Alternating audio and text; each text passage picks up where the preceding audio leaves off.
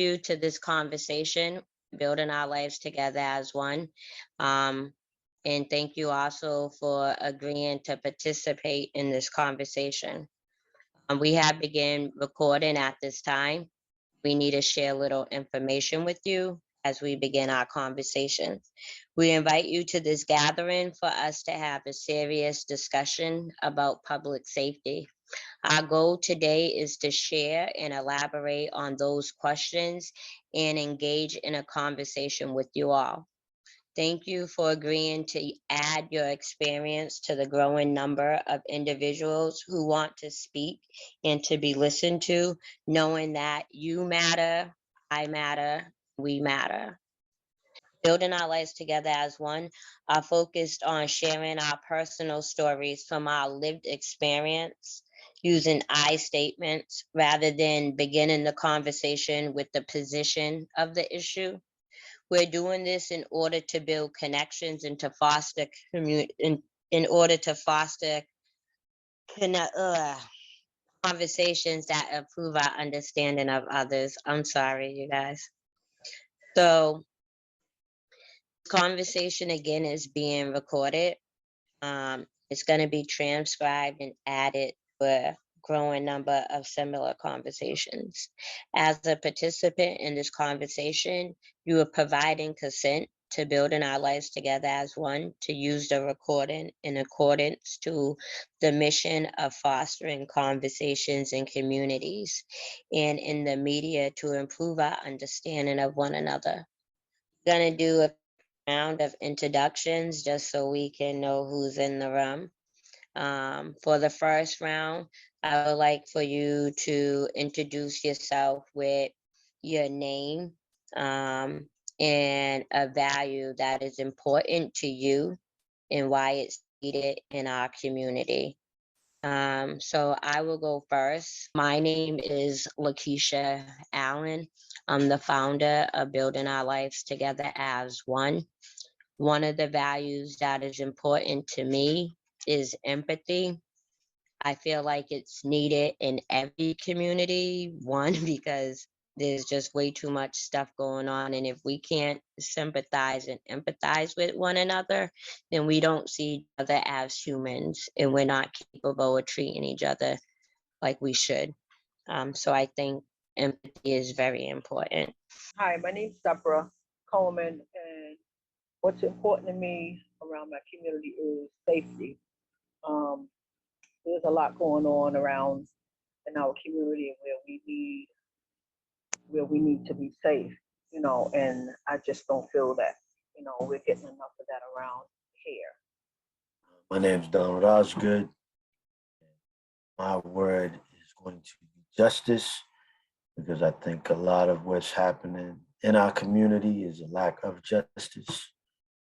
My name is Louise, and my concern is the housing.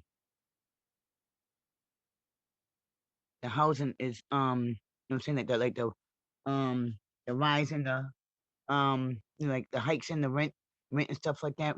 People being homeless. That's my concern. A value that is important to you, why it's needed in your community. Respect, the value. I think that the way you treat it. You know what I mean? The way people communicate with each other and like look down on one another because they're higher up or whatever. You're looking for something that they need, but they need you also, but they don't treat you like that. Respect. What does empathy mean to you? What does empathy mean to you? Empathy for me is really trying to identify with what others are going through without judgment. For me, is loving one another.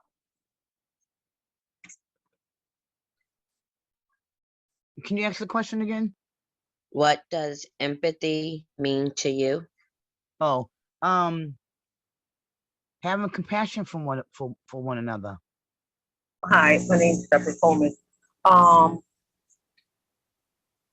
I felt safe when I got my. I felt I felt safe when I'm a recovering addict. And when I got clean and I moved to where I'm at now, I felt like it was okay for me to be out and about. Because when I was using, I didn't feel safe because I wasn't doing what I was supposed to do. And when I got my apartment, I really felt safe when I got married. This was in 2001 when I got married, and I got clean in '96. So I just everything just fell in place. I felt really safe then. I said I didn't feel safe when I was out there then. Um, share these stories, but it's okay. I feel all right to do it. But that's when I felt safe. Um, Getting married and getting clean and having a safe home and a place where I can lay my head at. That's where I was at. Thank I think mine is around the same. I felt safe once I was able to purchase my first home. Before that, I was always, under somebody else's, whatever they was going through. And so being able to have my own, I'm safe in the house. Even once I'm going outside, it's sometimes a little interesting, but being home, I'm safe and it's mine. So I'm good. Mike, my most comfortable experience is when I got my Section 8 voucher from Long Island back in 2010. I felt more when I got that voucher. It meant the world to me because I could get my own place. I wouldn't have to subject myself to things that I really didn't want to. You know what I'm saying? I didn't have to kiss butt to stay somewhere. I have my own. You know what I mean? And it's been like that since. It's good to have your own. You know, and I feel real blessed to have it. Oh, where I'm living at right now, it's like like mainly like a white community. You know what I'm saying? You don't see too many blacks where I live at. But anyways, when their thing came up with the like the rallying for Trump and stuff like that, I've never experienced because I'm not from Boston. Used to be in Boston and stuff like that, but I'm originally from Brockton. I never seen so much prejudice in my life except when the Trump, like when like the election time, like right before election time, they had a rally out here, and these people were going crazy out here. I didn't feel safe at all just to walk to the store. I was on my way to the store, and I seen all these people out there, and I was like, "Damn, what are they doing?" I thought something was, like something was happening, like something important to me, anyway. I'm saying, I said, "Let me go and see if there's anything that I'm interested in." When I went over there, and the lady was talking about, oh, they had the Trump stuff over there, and then like people were all around. I was like, oh my God. And me, the person that I am, I couldn't hold my tongue. And I could have got myself in a serious thing because I couldn't understand why all these women were rallying for him and he's disrespecting women, you know what I mean? But the point is, I made my statement and I wish I hadn't because I had to help him get back home so I could feel safe in my apartment. Hi, again, my name's Deborah. I didn't feel safe. I live around Roxbury Hill. Um, when the gangs were around here, and they were shooting everywhere on Humboldt over there, on the other side over there, and I was so scared to go to the store. I didn't even want my son outside. I didn't want to sit on a porch. It was just so bad out here. And the police was around, and there was nothing really they could do. It was like the gangs was just popping up. They were sitting out, drinking, playing loud music all times of the night. And it got so bad to where the neighbors used to have these meetings. And now it's not bad like that no more. So I was just, I was really scared for real. Like I wanted to go out to go places, but I couldn't do it. It was just really bad out here, like the guns, the weed, the drugs. But now it's a little better now. So, but back then I didn't feel safe then. We're speaking on public safety stuff, right? So I remember I was actually working, responding to shootings and stabbings. And on this particular night, I was on my way home. It was about 10 minutes to midnight. And I was on Norwell Street, about to cross over Harvard, the lights there. And so this young man ran the light and hit the back of my car. And so, normal situation, right? We get out, change paperwork or whatever. But my guy, I called the police. I thought he was on the phone with 911 as well. But he had called some of his friends. So the problem that took place was that during the time, I'm on the phone with the police, he starts making some very threatening statements. And, this is like, again, 10 minutes to midnight. And so I didn't know that during that time in that part of Dorchester, that they didn't have any police officers available, but they kept telling me that the police were on their way. And so now we're talking a 45-minute ordeal when a young man's friends showed up. Then some other random guy showed up. I guess he must have lived in the neighborhood. And I had on my city sweatshirt, because that's who I was working for at the time. And, they were talking about killing me and all this craziness. So I'm on the phone with 911 3 different times. And I'm like, dang, I work for the city and I can't get y'all to get a cruiser or something out here, And so finally I said, you know what, bump it. I just got to call somebody, one of my friends or something to come out here, because I'm trying to stay on this positive path and they're trying to jump me. But I know if they jump me, it's going to turn a different course for me, right? And so my friend showed up, but right before he showed up, you could hear the sirens finally coming, right? We're talking now, it's 1:45. And so when the officers finally got there, they heard the officers coming, they took off. The officers, I was like, what's going on? And they're like, it's roll call. I said, it's roll call. I said, you trying to tell me that there's not 1 or 2 officers that y'all had available while y'all were doing roll call for the shift coming on? Are you kidding me?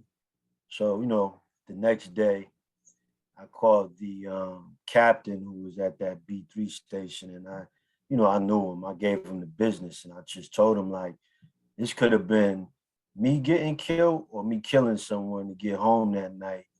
I said, and that would have been at the cost of BPD not showing up to a situation, And then I still had to do some homework to find out who the young man was so that it still didn't turn into something, But that was probably one of the most recent times that I felt very unsafe, In my community, like I said, I'm in a white community and mostly white community.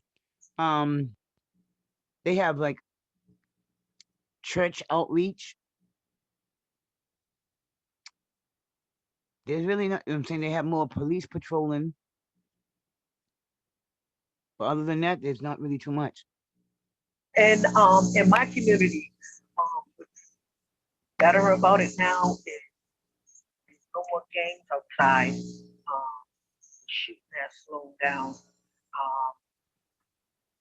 They have like church outreach people coming, knocking on people's doors, seeing if they're all right.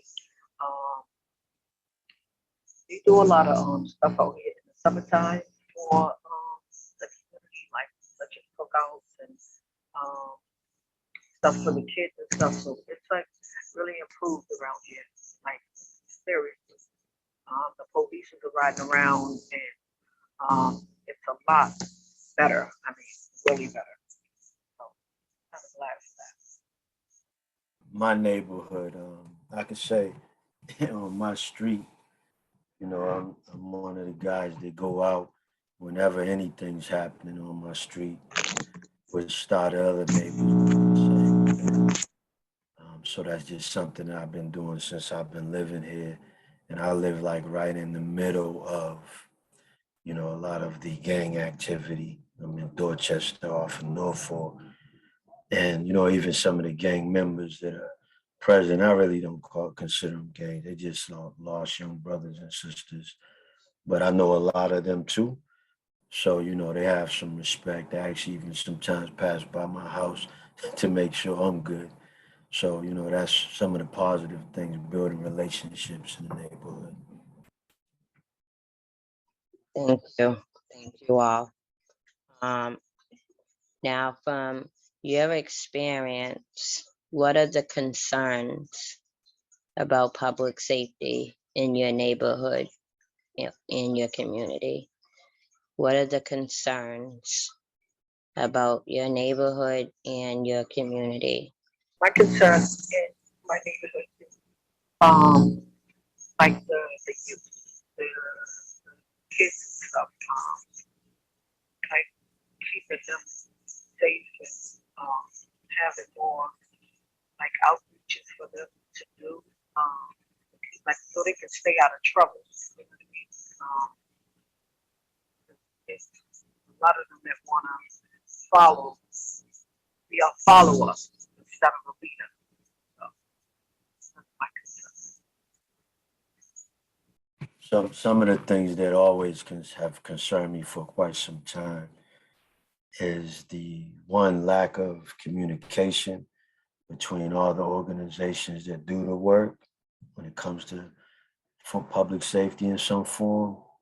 And then also, which is second, which I feel like what should be number one, is a lot of people that are high up in the field are not really concerned with the things in the community like they could, because a lot of them don't live in the community or don't have an investment in the community, but they have friends in high places that give them those positions.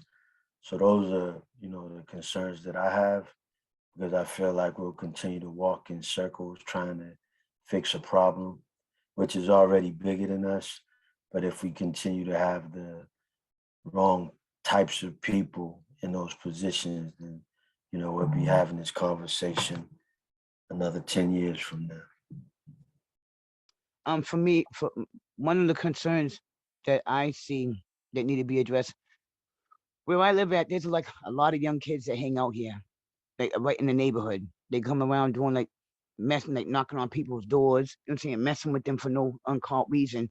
And the police, and the concern is the police ride by. They know these kids. They know that they're little troublemakers and stuff like that. They don't even try to, like solve the problem. You got to call a vehicle police in order for you to get something done. There's a police officer. He's friendly with all the people around here because he walks around. And it's like when you report something to him or something like that, it's nothing being done. So what I think is, I'm saying, they need to enforce just because you know somebody, I'm saying, the child's parent or something like that because they've been in the community, like their family's been in the community for a long time. You don't want to see their child get in trouble, but at the same time, you got to discipline them. I'm saying because if you can't put your hand on them because you go to jail for it, but at the same time, they need to be disciplined. You know what I'm saying? One way or another. You know what I mean? Yeah, the story I just heard about the police being friendly and really not being able to do anything, but also, some of the young people, they need some serious discipline. And, how I grew up, you could get disciplined by whoever lived in the neighborhood, right? Unfortunately, people don't live in neighborhoods long, so it's not that same type of connection. But I still feel like a lot of these young people, they need the discipline. That's what helps us learn boundaries. Helps us to respect ourselves, respect others. And I feel like we're missing a lot of that. So that story resonated with me. I relate with all of it. I mean, both. All that I heard, because where I'm living at right now, it wasn't by choice. I had to make a quick decision, and for my own safety, and people that I love and care for, I couldn't be around because of the situation that I was facing. But anyways, I don't know, like the violence that's going on, unnecessary violence and stuff like that that's going on. It's not only going on in our community; it's going around all around the world. You know what I mean? And it's just crazy. You don't know what to expect one day from another. What's gonna happen? You know what I mean? But I don't know what I've been trying to do is I've been trying to. I'm saying that I don't want to get caught up in what's going on out there. You know what I mean? I've been trying to focus myself on positive stuff, doing positive things, so when I can be able to go out and do what I want, what my mind is set to, I can be a positive figure in the community. That's about it. I can relate to both. With having the Section 8, and with the incidents with the car and the police not being able to do anything, report it.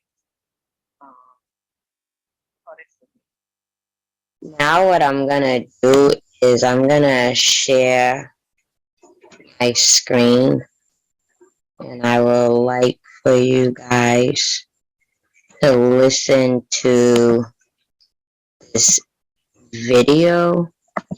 Some of you guys might recognize her, and some of you guys might not. I would like to invite her into the room. So can you guys see my screen? Yes. Yes. Okay. So I'm gonna play it. To prove to yourself that what you believe is absolute. It says woman empowerment. What she says on here is definitely empowerment for every human being. Absolutely accurate. You know what I'm talking about. You may not even know what you believe, but you can look at your life and your behavior and say, something must be wrong with me. But I keep doing the same thing over and over and over again. Something must be wrong with me. For me, it was always relationships. I know y'all don't know what I'm talking about, but in St. Louis, they got issues. This is what I love. I love when people write me about their relationships. I be reading a letter and I say, boo, don't you know I've been divorced 3 times? Why are you writing me? This is not going to turn out well for you. It is not going to turn out well for you. Asking me what to do about your marriage. I've been divorced 3 times, twice from the same person. Because I didn't know I mattered. Just crazy as hell. Do you know you can inherit crazy? You inherit crazy. You think crazy, you talk crazy, some people even walk crazy. And then people be like, what's wrong with her? She crazy. But it's not until we understand that we matter. Oh, we all matters. What we do matters. How we do it matters. And therefore, we have to take responsibility for everything that's going on in our life. I know. I know the crazy people set you up, but it was a divine setup to give you what you needed in order to grow beyond where you were. You matter. What you think matters. What you think matters. Mind is energy. Every thought creates energy. And energy, once created, can never be destroyed. It can be transformed, but it cannot be destroyed. So every thought you have is lingering around somewhere in your mind. Let me ask you this. Have you ever had an argument in your head with yourself and lost? You can't do that. Yes, I can. No, you can't. I'm telling you, you can't do that because you got to go to your Bible. Well, why are you telling me that? I'm telling you that because I love you, because I want you to. Ain't nobody in your head with you but you. Now, if you can't win in your own head, what are your chances out in the world? You matter. Therefore, what you think matters.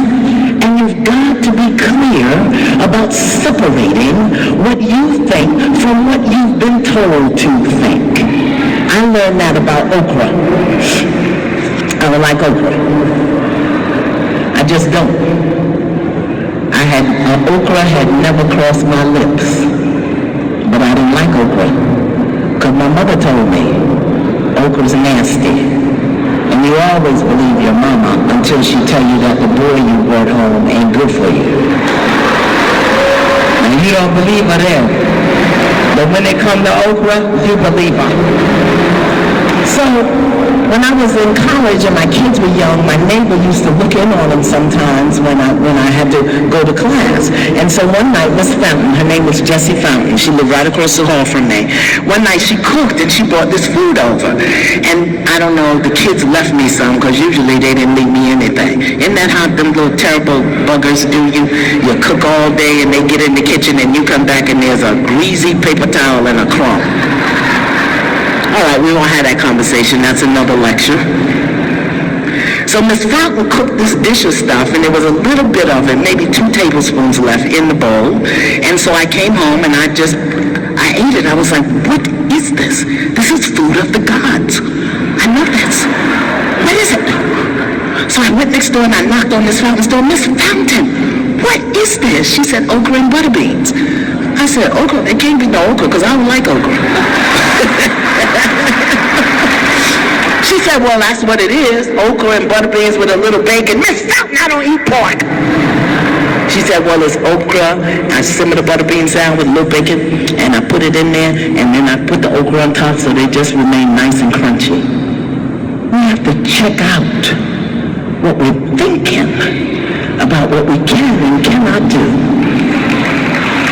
Is it your thought, or is it a thought that was given to you? Ask you to share insights, what your reaction is, any memories that came to mind, anything that you was thinking of, thought of, felt when you was listening. What I remembered when she said, you ever be arguing with yourself and you lose? And then she said, okra. Your mother said, don't eat that because it's nasty. And she didn't like okra.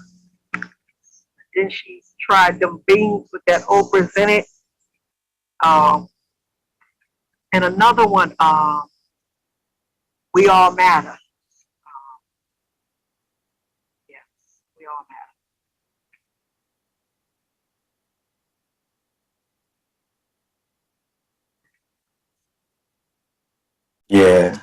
Yeah, definitely we all matter. Last thing that she said, is it something that you think, or is it something that you heard someone else say?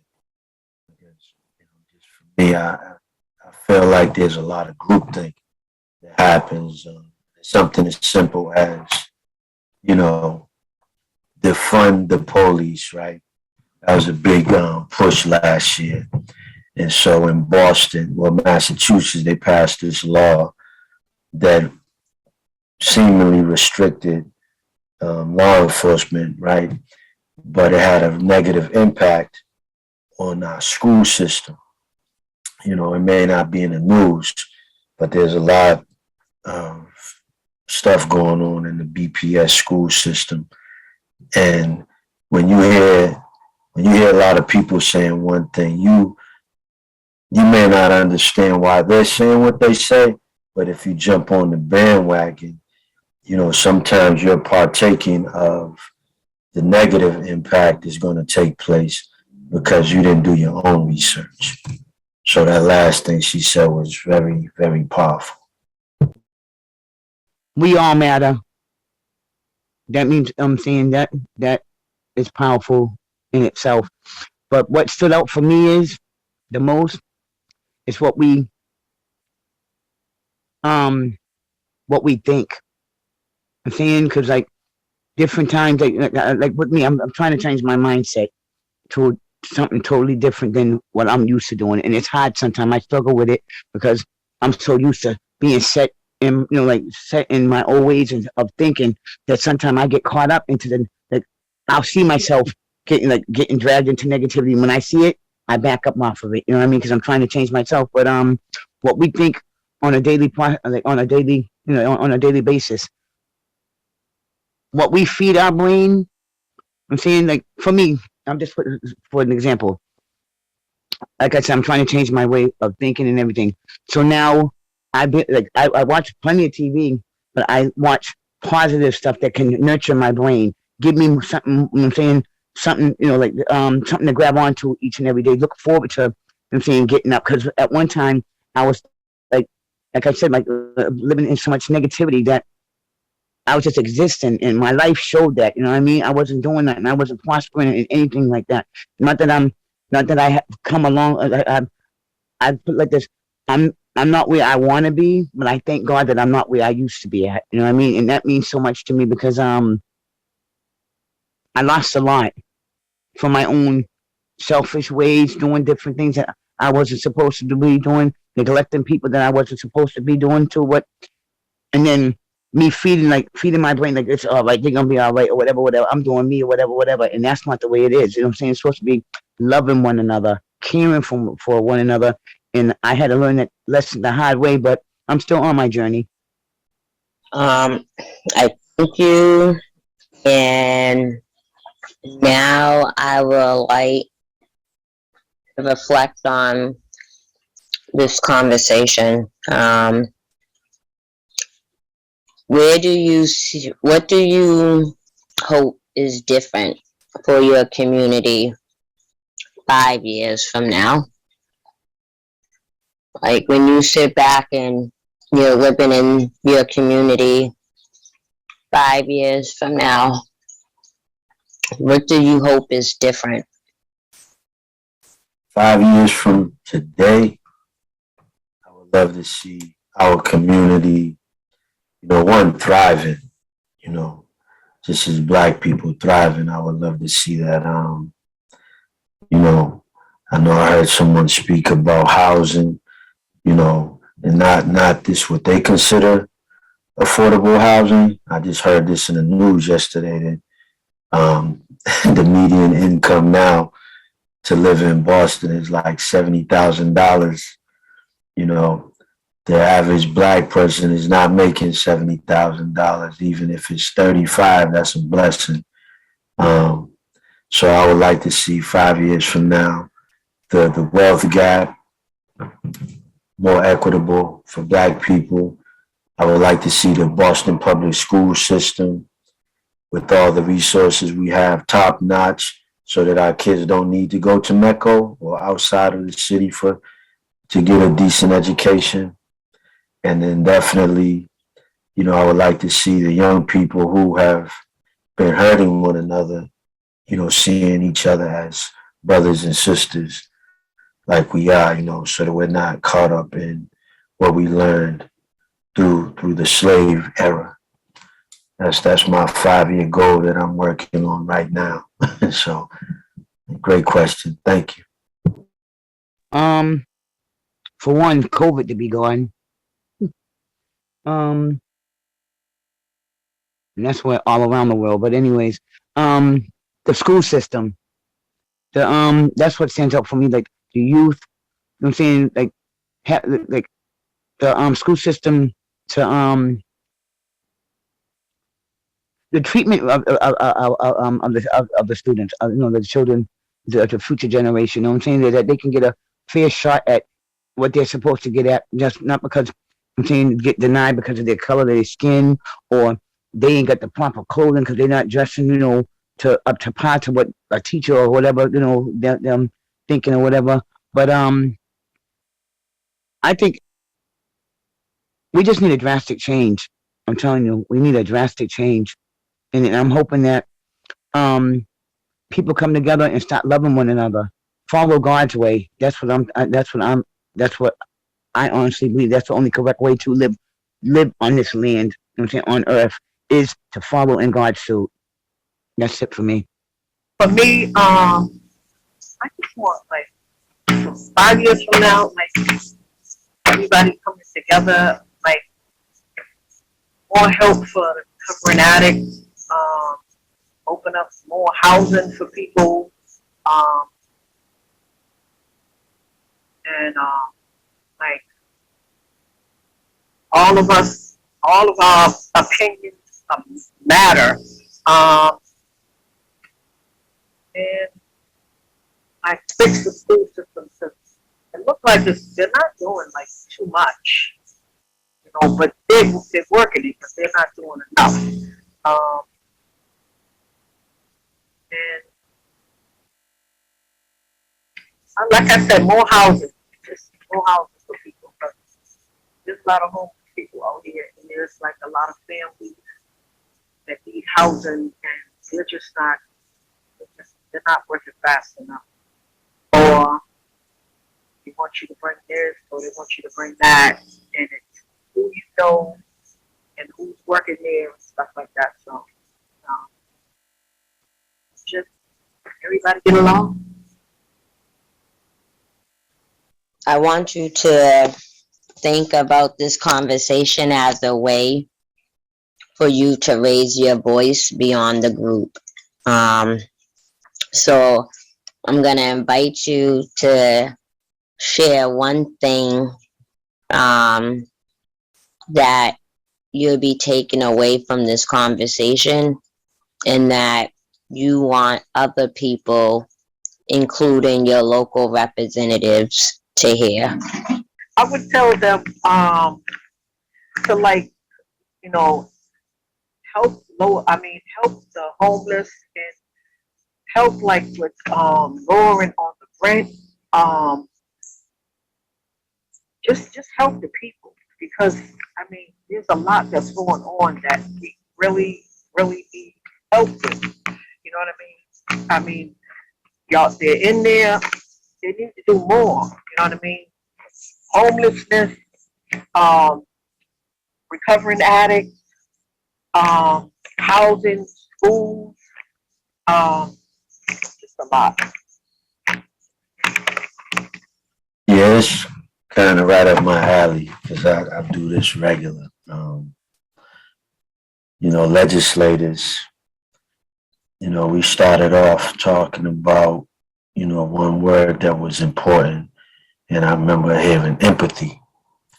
And so legislators, because the good majority of them don't have the same problems that Black folks have. So I would like them to, one, lead their legislative acts, laws, bills, things like that with empathy, number one. Number two, have the community at the table like it's supposed to be, and let the community tell you what they want. That's, that piece. And then number three you know, having having real dialogue with the community regularly, real dialogue, so that they know what we need, and there's a rapport built, and they actually work for the community, not the other way around. When I was sitting here, I was thinking about methadone mile. You know what I'm saying? Because when I know me myself, I'm a recovering addict too, and I was remember when I was down there. You know what I'm saying? Like them shutting that they need to open up more facilities to get these people help that they need, because that's why a lot of them are homeless, because that would cut down on the homelessness and the addiction and all that stuff that they had. I'm saying, because when they closed, I believe when they closed down Long Island shelter, they made a big mistake. They should, after all these years that it's been closed, they should have built that bridge back up and opened up all them spots that they had out there. You know what I'm saying? Because there's a lot of people that I know when I was up at Long Island that I see now that's in the street, and you know what I'm saying, they've gone downhill. They don't have nowhere to go. There's not hardly any treatment facilities for them to go to, and then a lot of it's on virtual online. How can you get help from something and you're not in the facility? They need to open up more facilities for the people that are suffering from addiction and mental health. Um, the other one I wrote it down. Let me see what I wrote. Like housing, affordable housing. I'm saying, like, it's crazy. It's like they trying to run people, like run us up out of our communities. Like they don't want us there no more because of the expensive. And I know the legislation has a major part to do with that too. You know what I mean? They could speak up. I'm saying if they were to come into the communities, walk around and see what we live like on a daily basis, then they would at least see some of it. You know what I mean? See what's going on. But they don't do that. They don't care. You know what I mean? I wish that they would pull together and start doing stuff like they used to do in the community. At one point in time, Mayor Menino would do it. He would go out in the community and do different things I'm saying that supported the community to try to make it a better place. Once he left, it's like the all that shit went out the, excuse me, I didn't mean to swear, sorry, forgive me. All that stuff went right out the window when Mayor Menino left. That's all I gotta say.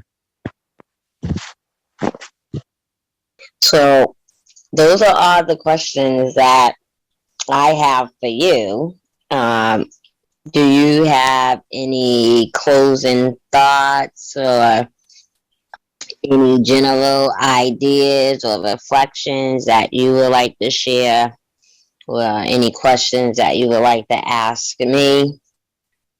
I just want to say it's really nice of you doing this. I really appreciate you for calling me, actually, and reminding me. I'm proud of you, and I thank you for letting me share this experience. And I pray that you meet your goals, whatever it is that you set out to be and to do to make a change in the communities. Because once it's like a domino effect. Once it starts happening, and people see that change, and it's coming from from your nonprofit or agency that you're having, other people are going to join the wagon, and it's gonna be productive. I like your photo. Through healing oneself, one can heal others. Through healing others, one can heal the world. I love that. Thank you. I felt it was appropriate for the conversation. I love that. Through healing oneself, one can one can heal others. Through healing others, one can heal the world. That is powerful.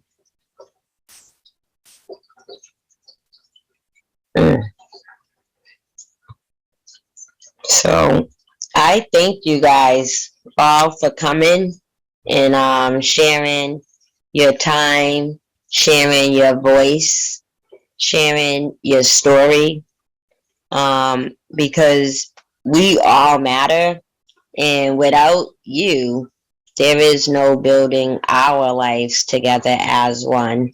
Without you, there is no community.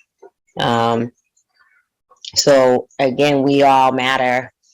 I'm doing the video, but you guys are the voice, right? So thank you guys all for coming, and I look forward to talking to you guys again. Thank you for having us. This was great. I enjoyed it. Thank you. Thank you. Thanks a lot. Thank you. Welcome. Have a great rest of the day, everyone. Yeah, you all have a blessed day too. Yep, y'all too. You too.